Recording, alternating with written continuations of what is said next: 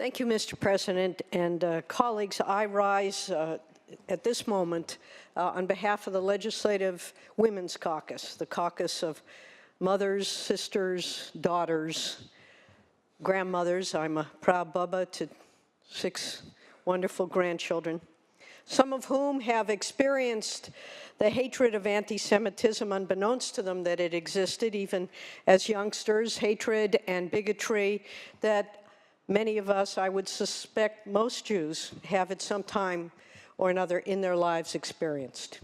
Being called the kike taken out of garbage when I was 11 years old by 3 children I had never met before in my life.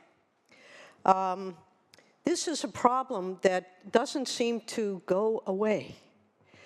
We have hatred and bigotry in our society.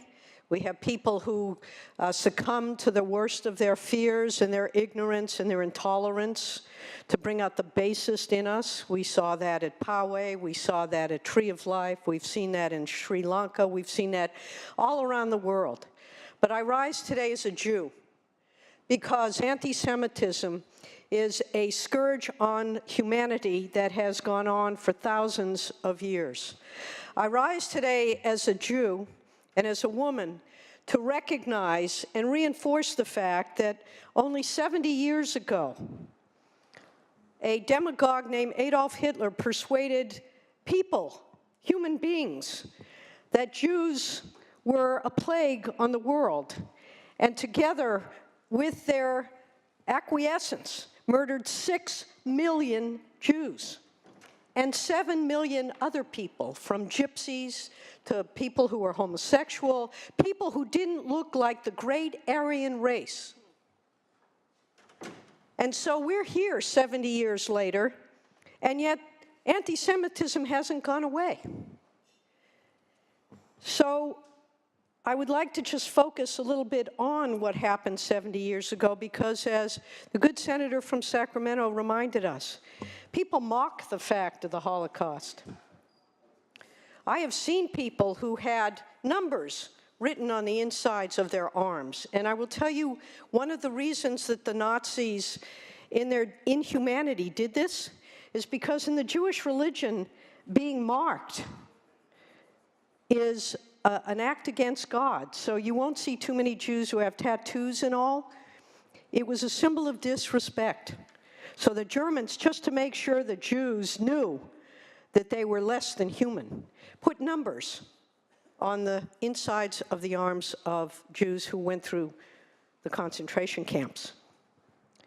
And in fact, if you have such a tattoo, in Orthodox religious cemeteries, you can't be buried because that was a violation of God.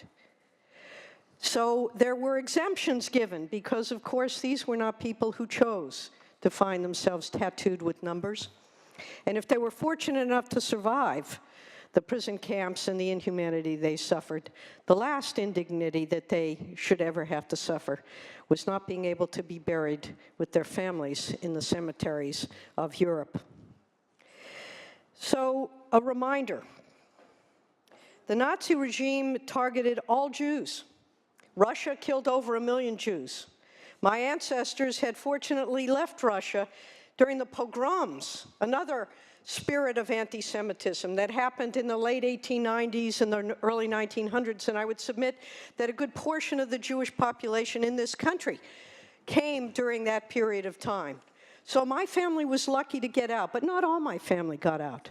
I had family in Poland that didn't leave, family in Russia that didn't leave, and they were murdered by the Germans during the war. So I have a personal connection, as I suspect, as we do find our DNA, so many of you here in this room, surprisingly, will discover that indeed you have ancestors who also were Jewish.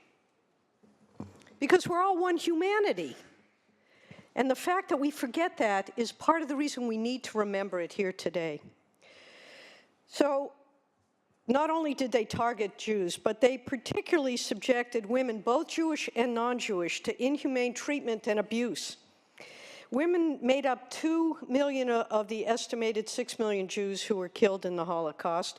Women deemed capable of working were forced into deplorable working conditions, which often themselves resulted in their deaths. Pregnant women and mothers of small children were seen as incapable of work and were sent to the killing centers to meet with a tragic, untimely death in the hands of the agents of the genocide, many there with their children, seeing their children collapse in the gas chambers, and then they themselves dying at the hands of these atrocious murderers. German physicians and medical researchers took advantage of Jewish and Roma women as subjects of unethical human experimentation. Indeed, Dr. Mengele was historically known as someone fascinated by twins. I had cousins, apparently, who were twins, 12-year-old twins, who were the subject of Mengele's experiments and, of course, died in the process because his interest, his fascination, wasn't with humanity. It was with his distorted view of science. German physicians, beatings and rape were also common occurrences in ghettos and concentration camps, but these women living in unimaginable conditions were resilient. Many women in concentration camps banded together in order to survive. In Poland, some women served as couriers of information to Jews in the ghettos. Women led many resistance organizations in the ghettos, while others tried to resist within the concentration camps themselves. At Auschwitz, 5 Jewish women supplied the gunpowder that members of the Jewish Special Detachment at Auschwitz-Birkenau used to blow up a gas chamber and kill several SS men during the uprising in October 1944. These women hold legacies of courage and bravery in the resistance of the Nazis. So we remember, we share this because we don't ever want it to happen again.